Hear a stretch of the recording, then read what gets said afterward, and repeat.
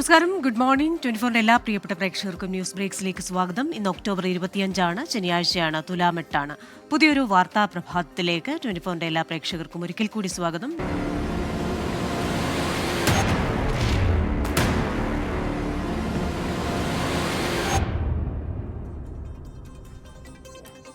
ഈ വാർത്താ ദിനത്തിലെ സമഗ്ര വിവരങ്ങളുമായി 24 പ്രതിനിധികൾ തയ്യാറാണ്. തിരുവനന്തപുരത്ത് നിന്ന് MG പ്രതീഷും, ഡൽഹിയിൽ നിന്ന് ബൽറാം നെടുങ്ങാടിയും, കോഴിക്കോട് നിന്ന് മിഥില ബാലനും, കൊച്ചിയിൽ നിന്ന് നിതിൻ അംബുജനുമാണ് ചേരുന്നത്. ആദ്യം തിരുവനന്തപുരത്ത് MG പ്രതീഷുണ്ട്. Pratheesh, very good morning. ഇന്ന് നമുക്ക് തെക്കൻ മേഖലയിൽ നിന്ന് പ്രതീക്ഷിക്കാവുന്ന വാർത്തകൾ എന്തൊക്കെയാണ്? Christina, good morning. പ്രധാനമായും PM ശ്രീ പദ്ധതിയുമായി ഉയർന്നു വന്ന വിവാദങ്ങൾ, ആരോപണങ്ങൾ, വിമർശനങ്ങൾ, ഇതായിരിക്കും ഇന്ന് പ്രധാനമായും തിരുവനന്തപുരത്ത് നിന്ന് വരാൻ പോകുന്ന വാർത്തകൾ. ഈ CPIM നിലപാടിനെതിരെ ഈ വലിയ തരത്തിൽ ഒരു സമ്മർദ്ദം, പ്രതിരോധം തീർക്കാൻ തന്നെയാണ് CPIയുടെ തീരുമാനം. 27-ാം തീയതി ചേരുന്ന CPI സംസ്ഥാന എക്സിക്യൂട്ടീവിൽ കടുത്ത നിലപാടിലേക്ക് പാർട്ടി പോകാനുള്ള ഒരു സാധ്യതയാണ്. മന്ത്രിസഭാ ബഹിഷ്കരണത്തിനോ അപ്പുറം അതിനേക്കാൾ കൂടുതൽ നടപടികളിലേക്ക് പോകണമെന്ന ഒരു പൊതുവികാരമാണ് പാർട്ടിക്കുള്ളത്. അത്തരത്തിൽ കൂടുതൽ പ്രതികരണങ്ങൾ, ഈ ഒപ്പം സർക്കാരിനെയും CPIMനെയും വിമർശിക്കുന്ന പ്രതികരണങ്ങൾ ഇന്നത്തെ ദിവസം ഉണ്ടാകാനുള്ള ഒരു സാധ്യതയുണ്ട്. മറ്റൊന്ന് സ്വർണ്ണക്കൊള്ളയാണ്. സ്വർണ്ണക്കൊള്ളയുമായി ബന്ധപ്പെട്ട് ഉണ്ണികൃഷ്ണൻ പോറ്റിയുമായുള്ള തെളിവെടുപ്പ് തുടരുകയാണ്. ഉണ്ണികൃഷ്ണൻ പോറ്റി മറച്ചുവിറ്റ സ്വർണം വീണ്ടെടുക്കുക എന്നതാണ് പ്രധാനമായും SITയുടെ മുന്നിലുള്ള ഒരു വെല്ലുവിളി. ഒപ്പം മുരാരി ബാബുവിനായി 29-ാം തീയതി കസ്റ്റഡി അപേക്ഷ SIT സംഘം നൽകുന്നുണ്ട്. അക്കാര്യത്തിൽ ഉൾപ്പെടെ തുടർ നീക്കങ്ങൾ ഇന്ന് ഉണ്ടാകും. അതിന്റെ പശ്ചാത്തലത്തിൽ കൂടി ദേവസ്വം ബോർഡ്, തിരുവിതാംകൂർ ദേവസ്വം ബോർഡിന്റെ യോഗം ഇന്ന് തിരുവനന്തപുരത്ത് ചേരുന്നുണ്ട്. ഒപ്പം ഈ പലതരത്തിലുള്ള പ്രതിഷേധം സ്വർണ്ണക്കൊള്ളയുമായി നടക്കുന്നുണ്ട്. അതിൽ ഏറ്റവും പ്രധാനപ്പെട്ടത് BJPയുടെ സെക്രട്ടേറിയറ്റ് വളയലാണ്. ഇന്നലെ രാത്രി തുടങ്ങിയ സമരമാണ്. ആ സമരം ഇന്ന് ഉച്ചവരെ നീളും. സെക്രട്ടേറിയറ്റിൽ വലിയ സുരക്ഷാ ക്രമീകരണങ്ങൾ ഇതുമായി ബന്ധപ്പെട്ട് ഒരുക്കിയിട്ടുണ്ട്. രാവിലെ 11:30 BJP സംസ്ഥാന അധ്യക്ഷൻ രാജീവ് ചന്ദ്രശേഖർ ഉപരോധ സമരം ഉദ്ഘാടനം ചെയ്യും. വലിയ പ്രതിഷേധം സർക്കാരിനെതിരെ തീർക്കാനാണ് BJPയുടെ തീരുമാനം. മറ്റൊന്ന്, സംസ്ഥാന വ്യാപകമായുള്ള മഴയാണ്. കണ്ണൂർ, കാസർഗോഡ് ജില്ലകളിലാണ് യെല്ലോ മുന്നറിയിപ്പ് ഉള്ളതെങ്കിൽ കൂടിയും സംസ്ഥാനത്തെ എല്ലാ ജില്ലകളിലും ഒറ്റപ്പെട്ട മഴ തുടരുന്നുണ്ട്. മലയോര മേഖലകളിലുള്ളവരൊക്കെ തന്നെ ജാഗ്രത പാലിക്കണമെന്ന നിർദ്ദേശമാണ് ഉണ്ടായിട്ടുള്ളത്. ഈ വരും മണിക്കൂറുകളിൽ കാലാവസ്ഥാ വകുപ്പിന്റെ പുതിയ മഴ മുന്നറിയിപ്പുകളും പുറത്തുവരും. Christina, thank you Pratheesh. ഇനി ഡൽഹിയിൽ നിന്ന് ബൽറാം നെടുങ്ങാടി കൂടി ചേരുകയാണ്. Balram, good morning again. നമ്മുടെ രാജ്യ തലസ്ഥാനത്ത് എന്തൊക്കെ വാർത്തകൾ പ്രതീക്ഷിക്കാമെന്ന്? Very good morning Christina. ഇന്ന് പ്രധാനമായും കേരളത്തെ സംബന്ധിച്ചിടത്തോളം PM ശ്രീ പദ്ധതിയുമായി ബന്ധപ്പെട്ടുള്ള തുടർ പ്രതികരണങ്ങൾ ഡൽഹിയിൽ നിന്ന് ഉണ്ടാകുമെന്നാണ് പ്രതീക്ഷിക്കുന്നത്. അതിൽ ഏറ്റവും പ്രധാനം എന്നുള്ളത് ഈ CPIയുടെ ദേശീയ എക്സിക്യൂട്ടീവ് യോഗം ഇന്ന് ഡൽഹിയിൽ ചേരുന്നുണ്ട്. കഴിഞ്ഞ ദിവസം ചേർന്ന ദേശീയ സെക്രട്ടേറിയറ്റ് യോഗത്തിൽ കടുത്ത വിമർശനങ്ങൾ സംസ്ഥാനത്തിൻ്റെ ഈ നടപടിക്കെതിരെ ഉയർന്നിരുന്നു. തുടർന്ന് പിന്നീട് CPI ജനറൽ സെക്രട്ടറി D രാജ CPM ജനറൽ സെക്രട്ടറി MA ബേബിക്ക് ഇതുമായി ബന്ധപ്പെട്ട കത്ത് എഴുതിയിരുന്നു. കൃത്യമായ പാർട്ടിയുടെ എതിർപ്പ് രേഖപ്പെടുത്തിക്കൊണ്ട്, ഇടത് നയം ഓർമ്മപ്പെടുത്തിക്കൊണ്ടാണ് ഈ കത്ത്. ഈ കത്തിനൊരു മറുപടി CPI പ്രതീക്ഷിക്കുന്നുണ്ട്. അതിനനുസരിച്ച് തുടർ നടപടികൾ തീരുമാനിക്കാം എന്നാണ് ദേശീയ സെക്രട്ടേറിയറ്റ് യോഗത്തിൽ എടുത്തിരിക്കുന്ന ഒരു ധാരണ. ഇതോടൊപ്പം തന്നെ MA ബേബിയെ നേരിൽ കാണാൻ D രാജ ശ്രമിക്കുന്നുണ്ട്. ഇന്ന് MA ബേബി മടങ്ങിയെത്തും ഡൽഹിയിൽ. ഇന്ന് അദ്ദേഹം ഹൈദരാബാദിൽ പരിപാടികൾക്ക് ശേഷമായിരിക്കും ഡൽഹിയിൽ എത്തിയുക. ആ ഒരു സാഹചര്യത്തിൽ ആ കൂടിക്കാഴ്ച ഇന്ന് തന്നെ ഉണ്ടാകാനുള്ള സാഹചര്യമുണ്ട്. നേരിട്ട് കണ്ട് ഇക്കാര്യങ്ങൾ സംസാരിക്കുക എന്നതാണ് CPI ഇതിലൂടെ ലക്ഷ്യം വെക്കുന്നത്. ഒപ്പം തന്നെ ദേശീയ എക്സിക്യൂട്ടീവ് കഴിഞ്ഞ ദിവസം നടന്ന ചർച്ചകൾ ദേശീയ എക്സിക്യൂട്ടീവിൽ റിപ്പോർട്ട് ചെയ്യപ്പെടുകയും ദേശീയ എക്സിക്യൂട്ടീവിൻ്റെ കൂടി അഭിപ്രായം ഈ വിഷയത്തിൽ രേഖപ്പെടുത്തുകയും ചെയ്യും. മറ്റ് അജണ്ടകളിലാണ്, മുൻ നിശ്ചയിച്ച അജണ്ടകളിലാണ് യോഗം ചേരുന്നത്. അത് പാർട്ടി കോൺഗ്രസിന് ശേഷമുള്ള നേതാക്കളുടെ ചുമതലകൾ നിശ്ചയിക്കുക, ബീഹാർ തിരഞ്ഞെടുപ്പ് എന്നുള്ളതാണ് മറ്റ് നേരത്തെ നിശ്ചയിച്ച അജണ്ടകൾ. ഇതോടൊപ്പം തന്നെയാണ് കഴിഞ്ഞ ദിവസം ജമ്മു കശ്മീരിലെ രാജ്യസഭാ തിരഞ്ഞെടുപ്പ് നടന്നിരുന്നു. 4 ഒഴിവുകളിലേക്കാണ് തിരഞ്ഞെടുപ്പ് നടന്നിരുന്നത്. അതിൽ 3 നാഷണൽ കോൺഫറൻസ് പ്രതിനിധികൾ തിരഞ്ഞെടുക്കപ്പെട്ടു.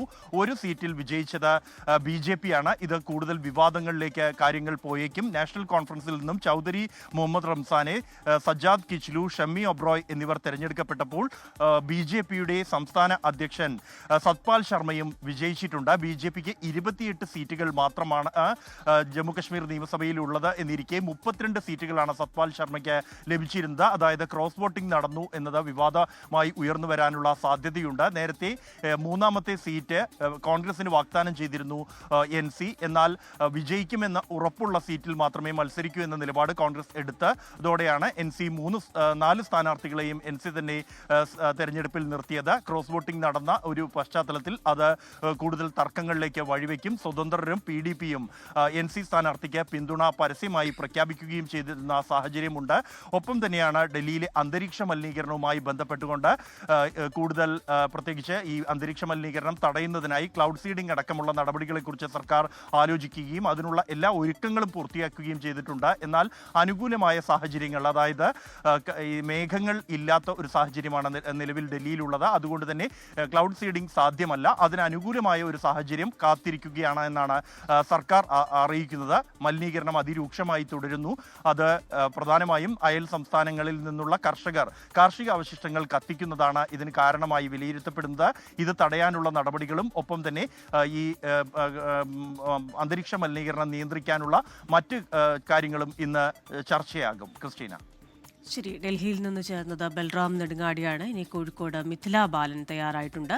Mithila, very good morning. Malabar മേഖലയിൽ ഏതൊക്കെ വാർത്തകളായിരിക്കും ഇന്നത്തെ വാർത്താ ദിനത്തെ സജീവമാക്കുക? Good morning Christina. മലബാറിനെ സംബന്ധിച്ചിടത്തോളം, പ്രത്യേകിച്ച് കോഴിക്കോടിനെ സംബന്ധിച്ചിടത്തോളം അമ്പായത്തോട് ഫ്രഷ് കട്ട് ഫാക്ടറിയിലുണ്ടായ സംഘർഷം, അതുമായി ബന്ധപ്പെട്ട വാർത്തകൾ തന്നെയായിരിക്കും ഇന്ന് കോഴിക്കോട് നിന്നും പ്രതീക്ഷിക്കാവുന്നത്. അതിൽ ഏറ്റവും പ്രധാനം എന്നത് UDF പ്രതിനിധി സംഘം ഈ അമ്പായത്തോട് ഈ ഫ്രഷ് കട്ട് ഫാക്ടറി സന്ദർശിക്കും. ഫാക്ടറി മാത്രമല്ല, ഈ സംഘർഷഭൂമിയും ഒപ്പം തന്നെ പരുക്കേറ്റ ആളുകളെയും സമരസമിതി പ്രവർത്തകരെയും എല്ലാം സന്ദർശിക്കും. ഈ സന്ദർശനത്തിന് ശേഷം അവരുടെ ഒരു നിലപാട് എന്നത്, UDFന്റെ നിലപാട് എന്നത്, ഫ്രഷ് കട്ട് ഉടമകളും ഒപ്പം തന്നെ CPMഉം പോലീസും ഈ സമരം അടിച്ചമർത്താൻ ശ്രമിച്ചു എന്ന ഒരു ആരോപണമാണ് UDF ഉന്നയിക്കുന്നത്. അതുമായി ബന്ധപ്പെട്ട കൂടുതൽ പ്രതികരണങ്ങൾ ഇന്ന് അവിടെ നിന്നുണ്ടാകും. മറ്റൊന്ന്, ഈ വിഷയത്തിൽ ജില്ലാ കളക്ടർ സർവകക്ഷി യോഗം വിളിച്ചിട്ടുണ്ട്. ബുധനാഴ്ചയാണ് സർവകക്ഷി യോഗം വിളിച്ചിട്ടുള്ളത്. സർവകക്ഷി യോഗത്തിന് മുന്നോടിയായിട്ട് വിവിധ വകുപ്പുകളോട് ഇതുമായി ബന്ധപ്പെട്ട റിപ്പോർട്ട്, പ്രത്യേകിച്ച് പൊല്യൂഷൻ കൺട്രോൾ ബോർഡിനോടും ഒപ്പം തന്നെ ശുചിത്വ മിഷനോടും ആ സ്ഥലം സന്ദർശിച്ച് റിപ്പോർട്ട് സമർപ്പിക്കാനും ജില്ലാ കളക്ടർ ആവശ്യപ്പെട്ടിട്ടുണ്ട്. ഇതുമായി ബന്ധപ്പെട്ട അന്വേഷണം ഇപ്പോൾ പുരോഗമിച്ചുകൊണ്ടിരിക്കുകയാണ്. വടകര റൂറൽ SP അവധിയിലായത് കൊണ്ട് തന്നെ വയനാട് SPക്കാണ് ഇതിൻ്റെ ചുമതല. ഇന്നലെ DIG സ്ഥലം സന്ദർശിച്ച് സ്ഥിതിഗതികൾ വിലയിരുത്തിയിട്ടുണ്ടായിരുന്നു. അന്വേഷണ പുരോഗതി വിലയിരുത്തിയിട്ടുണ്ടായിരുന്നു. നിലവിലിപ്പോൾ 5 പേരെയാണ് അറസ്റ്റ് ചെയ്തിട്ടുള്ളത്. ഇന്ന് കൂടുതൽ അറസ്റ്റും ഈ വിഷയത്തിൽ പ്രതീക്ഷിക്കുന്നുണ്ട്. മറ്റൊന്ന്, പേരാമ്പ്ര സംഘർഷവുമായി ബന്ധപ്പെട്ടാണ്. പേരാമ്പ്ര സംഘർഷവുമായി ബന്ധപ്പെട്ട് ഈ ആരോപണ വിധേയനായ പോലീസ് ഉദ്യോഗസ്ഥനെ അറസ്റ്റ് ചെയ്യണം, അല്ലെങ്കിൽ സർവീസിൽ നിന്നും നീക്കം ചെയ്യണം എന്ന് ആവശ്യപ്പെട്ടുകൊണ്ടുള്ള ഒരു പ്രതിഷേധം വടകരയിലുണ്ട്. വൈകിട്ട് 5 മണിക്കാണ് ഈ പ്രതിഷേധ സംഗമം UDFന്റെ നേതൃത്വത്തിൽ നടക്കുക എന്നതാണ് ജില്ലയിൽ നിന്നും വരാനുള്ള മറ്റ് 2 വാർത്തകൾ. ക്രിസ്റ്റീന. ശരി, മിഥില ബാലനാണ് കോഴിക്കോട് നിന്ന് വിശദാംശങ്ങളുമായി ചേർന്നത്. ഒമാനിൽ മുഖ്യമന്ത്രി പിണറായി വിജയനെ കേൾക്കാൻ തടിച്ചുകൂടിയത് 10,000-കണക്കിന് പ്രവാസികൾ. മസ്കറ്റിൽ ഇന്ത്യൻ കമ്മ്യൂണിറ്റി ഫെസ്റ്റിവൽ ഉദ്ഘാടനം ചെയ്യുന്നതിനിടെ പ്രവാസി ക്ഷേമ പദ്ധതികളെക്കുറിച്ചായിരുന്നു മുഖ്യമന്ത്രിയുടെ പ്രസംഗം. ഇന്ന് സലാലയിലും മുഖ്യമന്ത്രി പ്രവാസികളെ അഭിസംബോധന ചെയ്യും. ഗൾഫ് പര്യടനത്തിന്റെ ഭാഗമായി ഒമാനിലെത്തിയ മുഖ്യമന്ത്രിയുടെ ആദ്യത്തെ പൊതുപരിപാടിയായിരുന്നു ഇന്നലെ. മസ്കറ്റിൽ Indian social club Kerala wing സംഘടിപ്പിച്ച ഇന്ത്യൻ കമ്മ്യൂണിറ്റി ഫെസ്റ്റിവൽ മുഖ്യമന്ത്രി ഉദ്ഘാടനം ചെയ്തു. നേരത്തെ ബഹ്റൈനിൽ നടത്തിയ പ്രസംഗത്തിൽ നിന്ന് വ്യത്യസ്തമായി പ്രവാസി ക്ഷേമ പദ്ധതികളായിരുന്നു മസ്കറ്റിലെ പ്രസംഗത്തിൽ മുഖ്യമന്ത്രി എടുത്തു പറഞ്ഞത്. ലോക കേരള സഭ, പ്രവാസി മിഷൻ, പ്രവാസി പുനരധിവാസ പാക്കേജുകൾ, പ്രവാസികൾക്കുള്ള നിക്ഷേപാവസരങ്ങൾ, പ്രവാസി ക്ഷേമ പെൻഷൻ, ഡിവിഡന്റ് പദ്ധതി, പ്രവാസികൾക്ക് നിയമസഹായം നൽകുന്ന NRI കമ്മീഷൻ, ജില്ലാ അദാലത്തുകൾ തുടങ്ങിയവ മുഖ്യമന്ത്രി പരാമർശിച്ചു. നോർക്ക കെയർ പദ്ധതി ലക്ഷക്കണക്കിന് പ്രവാസികൾക്ക് ആശ്വാസമാകുമെന്ന് മുഖ്യമന്ത്രി പറഞ്ഞു. പ്രവാസികളുടെ പുനരധിവാസത്തിൽ വിവിധ വകുപ്പുകളുടെ ഏകോപനം വലിയ തോതിൽ ഉറപ്പുവരുത്താനായിട്ടുണ്ട്. അതോടൊപ്പം തന്നെ നല്ല രീതിയിൽ സംരംഭകത്വം പ്രോത്സാഹിപ്പിക്കുകയാണ്. പ്രവാസികളുടെ പങ്കാളിത്തത്തോടെയുള്ള പുനരധിവാസ പദ്ധതികൾ ആസൂത്രണം ചെയ്യാനുള്ള നടപടികളും സ്വീകരിച്ചു വരികയാണ്. പ്രവാസി സാന്ത്വന പദ്ധതി വഴി 212 കോടി രൂപ 2016 മുതൽ ധനസഹായം നൽകി.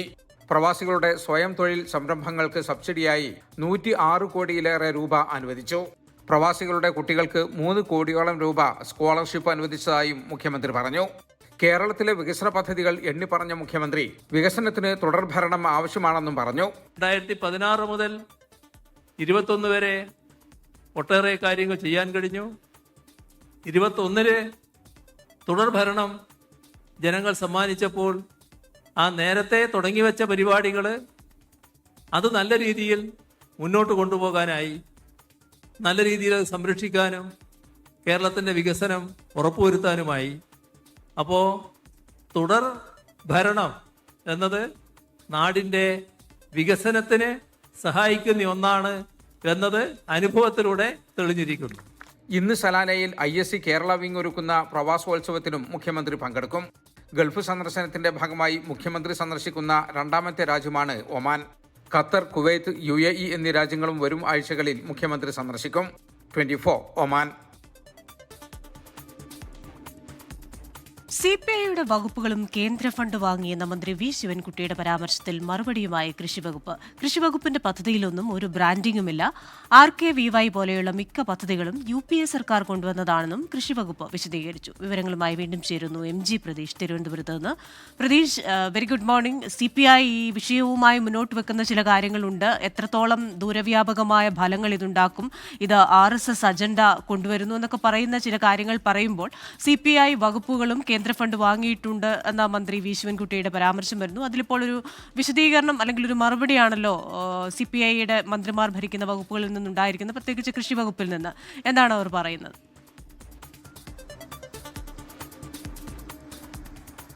ക്രിസ്റ്റീന, PM-ശ്രീ പദ്ധതിയിൽ വിദ്യാഭ്യാസ മന്ത്രി വി ശിവൻകുട്ടിക്കെതിരെ നേരത്തെ പല CPI നേതാക്കളും വിമർശനം ഉന്നയിച്ചിരുന്നു. ഏകപക്ഷീയമായി വിദ്യാഭ്യാസ വകുപ്പ് അത്തരമൊരു നിലപാടുകൾ അല്ലെങ്കിൽ കേന്ദ്ര സർക്കാരിന്റെ അജണ്ടകൾ സംസ്ഥാനത്ത് നടപ്പിലാക്കാൻ അനുവദിക്കരുത് എന്നുള്ള ഒരു നിലപാടായിരുന്നു CPI നേതാക്കൾ പറഞ്ഞിരുന്നത്. പക്ഷേ അതിന് മറുപടി അല്ലെങ്കിൽ ഒരു പ്രതിരോധമായി വിദ്യാഭ്യാസ മന്ത്രി തുടക്കം മുതൽ തന്നെ പറഞ്ഞ ഒരു കാര്യം, വിദ്യാഭ്യാസ വകുപ്പ് മാത്രമല്ല മറ്റു വകുപ്പുകളും കേന്ദ്ര ഫണ്ട് വാങ്ങുന്നുണ്ട് എന്നതാണ്. അതിൽ പ്രധാനമായും ഉന്നമിച്ചത് കൃഷിവകുപ്പിനെ തന്നെയാണ്. CPI മന്ത്രി ഉൾപ്പെടുന്ന കൃഷിവകുപ്പിനെയാണ് ഇന്നലെ മന്ത്രിയുടെ വാർത്താ സമ്മേളനത്തിലും വിദ്യാഭ്യാസ മന്ത്രി പരാമർശിച്ചത്. അതിന് മറുപടിയായിട്ടാണ് ഇപ്പോൾ കൃഷിമന്ത്രി P പ്രസാദ് രംഗത്ത് വന്നിരിക്കുന്നത്. ഒരു കേന്ദ്ര ഫണ്ടിലും ഈ കൃഷിവകുപ്പിന്റെ ഒരു പദ്ധതിയിൽ പോലും ബ്രാൻഡിംഗ് ഇല്ല എന്നുള്ള ഒരു വിശദീകരണമാണ് P പ്രസാദ് നൽകിയിരിക്കുന്നത്. ഒപ്പം RKVY പോലുള്ള മിക്ക പദ്ധതികളും കോൺഗ്രസ് സർക്കാരിന്റെ കാലത്താണ് കൊണ്ടുവന്നത്. കേന്ദ്ര പദ്ധതികളിലെ നിബന്ധനകൾ നടപ്പിലാക്കാൻ കൃഷിവകുപ്പ് അനുവദിച്ചിട്ടില്ല എന്ന് കൂടി ഇപ്പോൾ P പ്രസാദ് വിശദീകരിക്കുകയാണ്. ദേശീയ വിദ്യാഭ്യാസ നയം നടപ്പിലാക്കുമ്പോൾ പല കേന്ദ്ര അജണ്ടകളും സംസ്ഥാനത്ത് നടപ്പിലാക്കേണ്ടി വരും. ആ നിബന്ധനകൾ ഉൾപ്പെടെ പാലിക്കണമെന്ന് കൃത്യമായി അതിൽ പറയുന്നുണ്ട്. പക്ഷേ കൃഷിവകുപ്പിൽ അത്തരത്തിൽ ഒരു കേന്ദ്ര പദ്ധതികളുടെ നിബന്ധനകളും പാലിക്കുന്നില്ല, അല്ലെങ്കിൽ ആ പദ്ധതികൾ ആ ഒരു തരത്തിൽ ഇവിടെ നടപ്പിലാക്കുന്നില്ല എന്നൊരു വിശദീകരണമാണ് ഇപ്പോൾ P പ്രസാദ് നൽകുന്നത്. അത് വിദ്യാഭ്യാസ മന്ത്രി വി ശിവൻകുട്ടിക്കുള്ള ഒരു മറുപടി കൂടിയാണ്. ക്രിസ്റ്റീന, MG പ്രതീഷാണ് തിരുവനന്തപുരത്ത് നിന്ന് വിശദാംശങ്ങളുമായി ചേർന്നത്. കേരളത്തിൽ തീവ്ര വോട്ടർ പട്ടിക പരിഷ്കരണം നവംബറിൽ ആരംഭിച്ചേക്കും. നവംബർ 1 മുതൽ SIR പ്രക്രിയ ആരംഭിക്കാനാണ് കേന്ദ്ര തെരഞ്ഞെടുപ്പ് കമ്മീഷന്റെ നീക്കമെന്ന സൂചന. വോട്ടർ പട്ടിക പരിഷ്കരണം നീട്ടിവെക്കണമെന്ന കേരളത്തിന്റെ ആവശ്യം തള്ളിയതായാണ് വിവരം. തെരഞ്ഞെടുപ്പ് അടുത്തിരിക്കുന്ന സംസ്ഥാനങ്ങളിൽ ഉടൻ പ്രക്രിയ ആരംഭിക്കാനാണ് നിലവിൽ കേന്ദ്ര തെരഞ്ഞെടുപ്പ് കമ്മീഷൻ തീരുമാനിച്ചിരിക്കുന്നത്. കേരളത്തിനു പുറമെ പശ്ചിമബംഗാൾ, തമിഴ്നാട്, പുതുച്ചേരി എന്നിവിടങ്ങളിലും നവംബർ 1 തീവ്ര വോട്ടർ പട്ടിക പരിഷ്കരണ പ്രക്രിയ ആരംഭിക്കുമെന്നാണ് വിവരം. ഇതുമായി ബന്ധപ്പെട്ട സമയക്രമം ഉടൻ മുഖ്യ തെരഞ്ഞെടുപ്പ് കമ്മീഷൻ പ്രഖ്യാപിക്കും. ഇന്ത്യ-US വ്യാപാര കരാർ ചർച്ചകൾ അന്തിമഘട്ടത്തിലെത്തുമ്പോൾ ചോളത്തിന്റെയും സോയാബീനിന്റെയും ഇറക്കുമതി നിയന്ത്രണങ്ങൾ നീക്കണമെന്ന അമേരിക്കയുടെ ആവശ്യമാണ് പ്രധാന ശ്രദ്ധാകേന്ദ്രം. എന്തുകൊണ്ടാണ് ഈ കാർഷികോൽപ്പന്നങ്ങൾ ചർച്ചകളിൽ കേന്ദ്രബിന്ദുവാകുന്നതെന്ന് പരിശോധിക്കാം. പാശ്ചാത്യ മാധ്യമങ്ങൾ റിപ്പോർട്ട് ചെയ്യുന്നതനുസരിച്ച് റഷ്യൻ എണ്ണയുടെ ഇറക്കുമതി ഇന്ത്യ വർഷാവസാനത്തോടെ നിർത്താൻ സാധ്യതയുണ്ടെങ്കിലും വിദേശകാര്യ മന്ത്രാലയം ഇക്കാര്യം ഔദ്യോഗികമായി സ്ഥിരീകരിച്ചിട്ടില്ല. എന്നാൽ റഷ്യയിൽ നിന്നുള്ള വില കുറഞ്ഞ എണ്ണയുടെ ഇറക്കുമതി മാത്രമല്ല വ്യാപാര കരാറിന് തടസ്സം. അമേരിക്കയിൽ നിന്നുള്ള കാർഷികോൽപ്പന്നങ്ങളുടെ ഇറക്കുമതി നിയന്ത്രണങ്ങളും ഒരു പ്രധാന പ്രശ്നമാണ്. അമേരിക്ക ഇന്ത്യക്ക് വിൽക്കാൻ ആഗ്രഹിക്കുന്ന പ്രധാന ഉൽപ്പന്നങ്ങൾ ചോളവും സോയാബീനുമാണ്. എത്തനോൾ ഉൽപ്പാദനം വർദ്ധിപ്പിക്കാൻ ഇന്ത്യ ചോളത്തെ ആശ്രയിക്കുന്നുണ്ട്. എന്നാൽ നിലവിൽ ഇറക്കുമതി ചെയ്യുന്ന ധാന്യങ്ങളിൽ നിന്ന് എത്തനോൾ നിർമ്മിക്കുന്നതും ജനിതക മാറ്റം വരുത്തിയ ഭക്ഷ്യവിളകളും ഇന്ത്യ നിയമപരമായി നിരോധിച്ചിട്ടുണ്ട്. അമേരിക്കയിൽ കൂടുതലും ജനിതക മാറ്റം വരുത്തിയ ചോളമാണ് കൃഷി ചെയ്യുന്നത്. ഈ ചോളത്തിൽ നിന്ന് നിർമ്മിക്കുന്ന എത്തനോൾ ഗ്യാസോലീനുമായി കലർത്താൻ മാത്രമേ ഉപയോഗിക്കൂ എന്നും ഇന്ത്യൻ കാർഷിക മേഖലയിലേക്ക് പ്രവേശിക്കില്ല എന്നും അമേരിക്ക വാദിക്കുന്നുണ്ട്. ലോകത്ത് ഏറ്റവും കൂടുതൽ സോയ ഇറക്കുമതി ചെയ്യുന്നത് ചൈനയാണ്. എന്നാൽ താരിഫ് കാരണം അമേരിക്കൻ സോയയ്ക്ക് ചൈനയിൽ ചെലവേറി. ഇതോടെ ചോളം, സോയ എന്നിവ വിൽക്കാൻ അമേരിക്ക പുതിയ വിപണിയായി ഇന്ത്യയെ ഉറ്റുനോക്കുന്നു. ചെറുകിട കർഷകരുടെ ഉപജീവന മാർഗം സംരക്ഷിക്കേണ്ടതിന്റെ ആവശ്യകത ചൂണ്ടിക്കാട്ടി അമേരിക്കൻ ധാന്യങ്ങൾക്കും പാലുൽപ്പന്നങ്ങൾക്കുമുള്ള വിപണി പ്രവേശന നിർദ്ദേശങ്ങളെ ഇന്ത്യ മുൻപേ തള്ളിയിരുന്നു. എങ്കിലും നിലവിലെ വ്യാപാര വ്യവസായ വൃത്തങ്ങൾ പറയുന്നത് ചോളത്തിന്റെയും സോയയുടെയും ഇറക്കുമതിക്ക് ഇന്ത്യ അനുമതി നൽകുന്നത് പരിഗണിക്കുന്നുവെന്നാണ്. 24 ഡൽഹി. തദ്ദേശ തെരഞ്ഞെടുപ്പ് വിജ്ഞാപനം ഇറങ്ങും മുൻപേ കൊടുങ്ങല്ലൂരിൽ UDFന് വിമത ഭീഷണി. കൊടുങ്ങല്ലൂർ നഗരസഭയിലെ വിയത്തുകുളം വാർഡിലാണ് UDFന്റെ ഔദ്യോഗിക സ്ഥാനാർത്ഥിയും വിമതനും ഒരുമിച്ച് രംഗപ്രവേശം ചെയ്തത്. മുസ്ലിം ലീഗിന് മാറ്റിവെച്ച 5-ാം വാർഡിൽ Muslim League municipal committee secretary ഇബ്രാഹിമിനെയാണ് UDF സ്ഥാനാർത്ഥിയായി പരിഗണിക്കുന്നത്. കോൺഗ്രസ് പ്രവർത്തകനും ജീവകാരുണ്യ പ്രവർത്തകനുമായ ഷഹീൻ കെ മൊയ്തീനാണ് ഇവിടെ വിമത ഭീഷണി ഉയർത്തിയത്. ഷഹീനെ സ്വാഗതം ചെയ്തുകൊണ്ടുള്ള ഫ്ലെക്സ് ബോർഡുകൾ വാർഡിലെ വിവിധ ഭാഗങ്ങളിൽ പ്രത്യക്ഷപ്പെട്ടിട്ടുണ്ട്. UDF ഇത്തവണ പ്രതീക്ഷ വെച്ച് പുലർത്തുന്ന വാർഡുകൾ ഒന്നാണ് വിയത്തുകുളം. കഴിഞ്ഞ നഗരസഭാ തെരഞ്ഞെടുപ്പിൽ കോൺഗ്രസിനോട് പിണങ്ങിയ ലീഗ് വിയത്കുളം ഉൾപ്പെടെയുള്ള പുല്ലൂറ്റ് മേഖലയിൽ 3 വാർഡുകളിൽ ഒറ്റയ്ക്ക് മത്സരിച്ചു. ഇതേ തുടർന്ന് ഉറച്ച സീറ്റ് ഉൾപ്പെടെ 3ഇടങ്ങളിലും കോൺഗ്രസ് സ്ഥാനാർത്ഥികൾ പരാജയപ്പെട്ടു. ഇക്കുറി കാലേക്കൂട്ടി തന്നെ സീറ്റ് വിഭജനം പൂർത്തിയാക്കി UDFന് വിമതസ്വരം ഭീഷണി സൃഷ്ടിക്കുമോ എന്ന് കണ്ടറിയേണ്ടിയിരിക്കുന്നു. 24 തൃശൂർ. കോൺഗ്രസ് ഭരിക്കുന്ന പുൽപ്പള്ളി സർവീസ് സഹകരണ ബാങ്ക് തട്ടിപ്പിന്റെ ഇരകളായ കേളക്കവല ഡാനിയലും ഭാര്യ സാറയും നീതി തേടിയുള്ള സമരപാതയിലാണ്. കൽപ്പറ്റ സഹകരണ ജോയിന്റ് രജിസ്ട്രാർ ഓഫീസിന് മുന്നിലാണ് സമരം. വീടിന്റെ അറ്റകുറ്റപ്പണിക്കായി 2 ലക്ഷം രൂപ വായ്പയെടുക്കാൻ വെച്ച ആധാരം ഉപയോഗിച്ച് കോൺഗ്രസ് നേതാക്കൾ തട്ടിയത് 36 ലക്ഷം രൂപയാണ്. നിലവിൽ 75 ലക്ഷത്തോളം രൂപയുടെ ബാധ്യതയാണ് ഈ കുടുംബത്തിനുള്ളത്.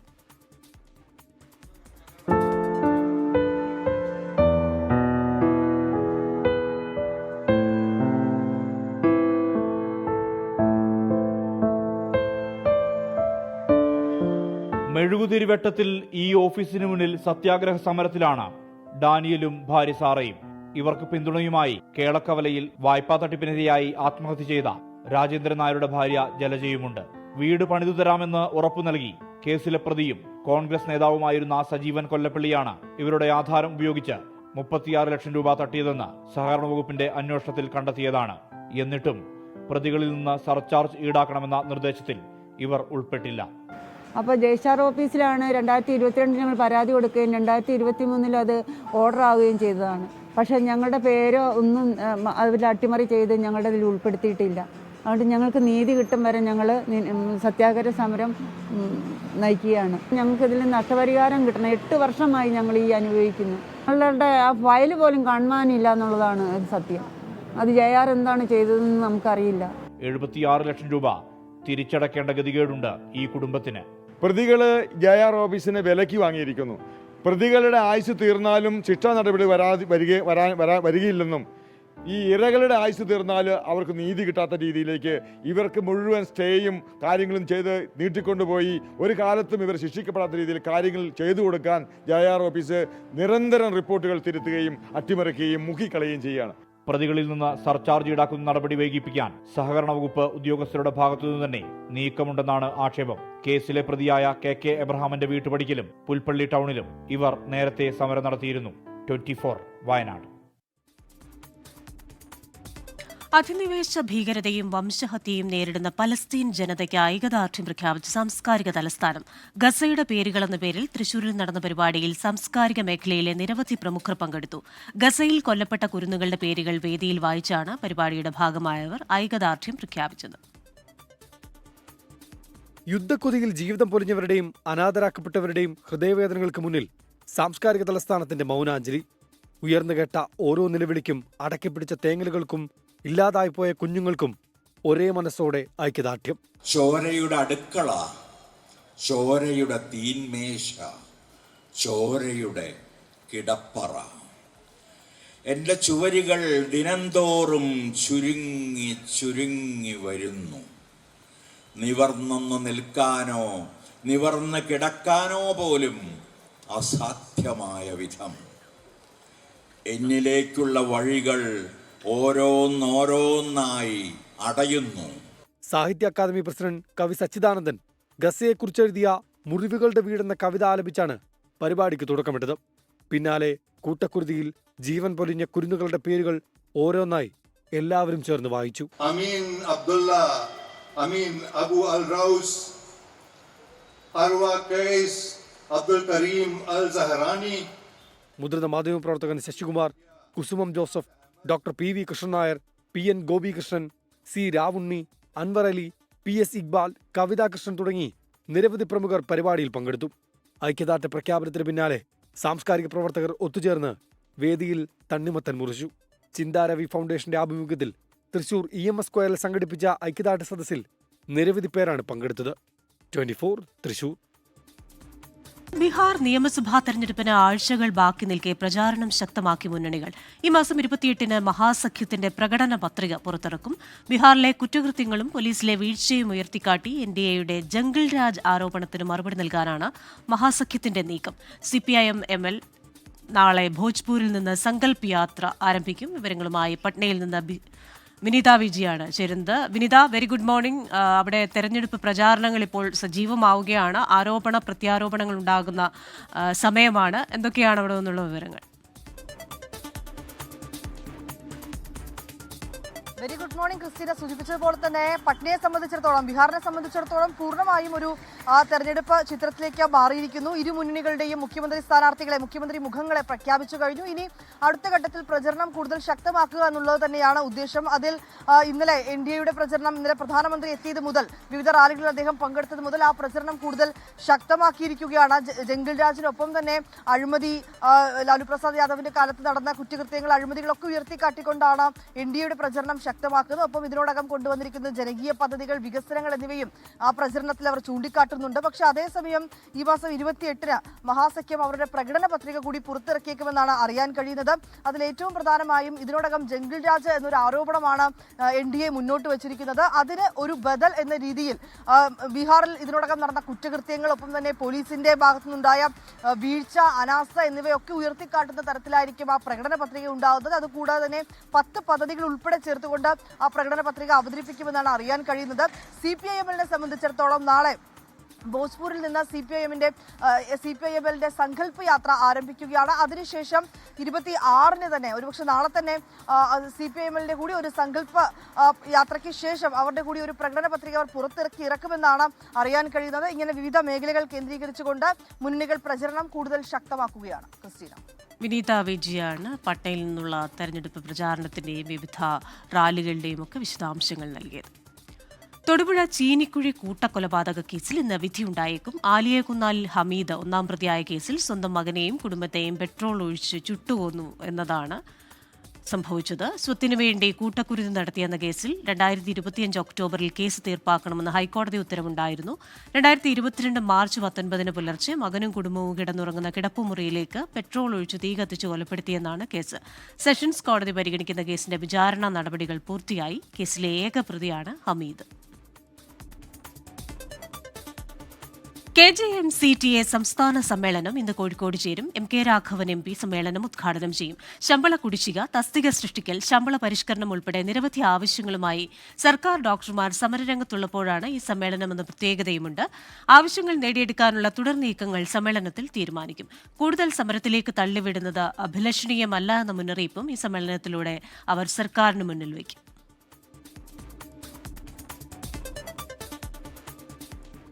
ലിയോണൽ മെസ്സിയുടെയും അർജന്റീനയുടെയും കേരള സന്ദർശനത്തിൽ വീണ്ടും അനിശ്ചിതത്വം. നവംബറിൽ അങ്കോളയിൽ മാത്രമാണ് മത്സരമെന്ന് അർജന്റീന ഫുട്ബോൾ അസോസിയേഷൻ വ്യക്തമാക്കി. നവംബർ 17-ന് കേരളത്തിൽ മത്സരമെന്നായിരുന്നു സ്പോൺസറുടെയും സർക്കാരിന്റെയും പ്രഖ്യാപനം. വിവരങ്ങളുമായി അനിൽ വാസുദേവാണ് ചേരുന്നത് സ്പോർട്സ് ഡെസ്കിൽ നിന്ന്. Anil, very good morning. ഇപ്പോൾ ഈ അർജന്റീന ടീമിന്റെ വരവിൽ ഒരു അനിശ്ചിതത്വം, നവംബർ വിൻഡോയിൽ ഒരേ ഒരു മത്സരം എന്നാണല്ലോ അർജന്റീന ടീം ഇപ്പോൾ അറിയിച്ചിരിക്കുന്നത്. അങ്ങനെ തന്നെയാണോ?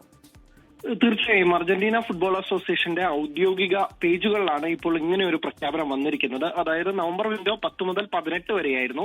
ഈ ഘട്ടത്തിൽ 2 മത്സരങ്ങളാണ് കളിക്കേണ്ടിരുന്നത്. ആ ഘട്ടത്തിലാണ് അങ്കോളയിലെ മത്സരം, പിന്നാലെ നവംബർ 17-ന് കേരളത്തിൽ മത്സരം എന്നായിരുന്നു പ്രഖ്യാപനം ഉണ്ടായിരുന്നത്. അത് അർജന്റീന ഫുട്ബോൾ അസോസിയേഷൻ തന്നെയാണ് അവർ നേരത്തെ പങ്കുവച്ചത്. പക്ഷേ അവർ ഇന്ന് പുലർച്ചെ ഇട്ട ഒരു പോസ്റ്റിൽ ഈ അങ്കോളയിൽ മാത്രമാണ് മത്സരം, അല്ലെങ്കിൽ അങ്കോളയ്ക്കെതിരായ മത്സരം ലുവാണ്ടയിൽ മാത്രമാണ് നടക്കുന്നത്. അതിനായി അർജന്റീനൻ ടീം നവംബർ 14 അവിടെ കളിക്കും. അതിനുശേഷം ടീം നേരെ തിരിച്ച് അർജന്റീനയിലേക്ക് തിരിച്ചെത്തും എന്നുള്ളതാണ് പറയുന്നത്. അതായത് നവംബർ വിൻഡോയിൽ 2 മത്സരങ്ങൾ കളിക്കാമെങ്കിൽ പോലും ഒറ്റ മത്സരം മാത്രമാണ് ഉണ്ടാവുക എന്ന തരത്തിലാണ് ഇപ്പോൾ പ്രഖ്യാപനം വന്നത്. അതിനർത്ഥം കേരളത്തിൽ മത്സരം ഉണ്ടാകില്ല എന്നുള്ളതാണ് ഈ ഘട്ടത്തിൽ പറയുന്നത്. പക്ഷേ പലകുറി ഇക്കാര്യത്തിൽ പല ടെസ്റ്റുകൾ കണ്ടതിനാൽ തന്നെ നമുക്ക് ഇപ്പോഴും ഇക്കാര്യത്തിൽ ഇനി നമ്മുടെ സർക്കാരാണ് ഒരു വിശദീകരണം നൽകേണ്ടത്. എന്താണ്, ഇല്ലെങ്കിൽ സ്പോൺസറാണ് ഇക്കാര്യത്തിൽ വീണ്ടും പുതിയൊരു വിശദീകരണം നൽകേണ്ടത്. എന്തായിരിക്കും പുതിയ കാര്യം, ഇല്ലെങ്കിൽ ഇനിയും വരുമോ ഇല്ലയോ എന്നുള്ളത്. സ്പോർട്സ് ഡെസ്കിൽ നിന്ന് അനിൽ വാസുദേവാണ് വിശദാംശങ്ങളുമായി ചേർന്നത്. അർജന്റീന ടീം കേരളത്തിലേക്ക് വരുമോ എന്ന കാര്യത്തിൽ ഒരു അനിശ്ചിതത്വം വീണ്ടും സംജാതമായിരിക്കുകയാണ്. ഇന്ന് രാവിലെ വന്ന അർജന്റീന ഫുട്ബോൾ അസോസിയേഷന്റെ പോസ്റ്റിൽ പറയുന്നത് നവംബർ വിൻഡോയിൽ ഒരൊറ്റ മത്സരം മാത്രമാണ് അർജന്റീന കളിക്കുന്നത്. അത് അങ്കോളയുമായിട്ടുള്ള മത്സരമാണ് എന്നാണ് വിവരങ്ങൾ നൽകുകയായിരുന്നു അനിൽ വാസുദേവ്. ഇനി സ്കൂൾ കായികമേള വിശേഷങ്ങളിലേക്കാണ്. കേരള സ്കൂൾ കായികമേള co-sponsored by Bima Jewels Golden Super Surprise.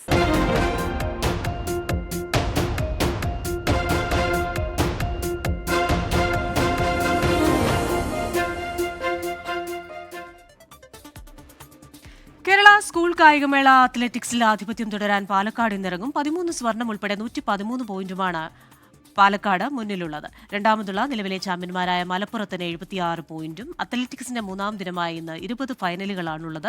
200 metre പോരാട്ടങ്ങളാണ് ഇന്നത്തെ ഹൈലൈറ്റ്. ഓവറോൾ ചാമ്പ്യൻഷിപ്പിൽ തിരുവനന്തപുരം എതിരില്ലാതെ മുന്നേറുന്നു. 1286 പോയിന്റോടെയാണ് ആതിഥേയർ 1-ാം സ്ഥാനത്തുള്ളത്. തെറ്റാലിയിൽ കല്ലുകൊണ്ടടിക്കുന്ന വിദ്യാർത്ഥിയുടെ കൗതുകം ഒരു സ്കൂളിന്റെ തലവര മാറ്റുമെന്ന് തെളിയിക്കുകയാണ് കൊല്ലം ജില്ലയിലെ KNMVHSS പവിത്രരേശ്വരം. തെറ്റാലി കൗതുകം ഷൂട്ടിംഗ് റേഞ്ചിലെ മെഡൽ കൊയ്ത്തിലേക്ക് എത്തിയ കഥ എങ്ങനെയെന്ന് കാണാം.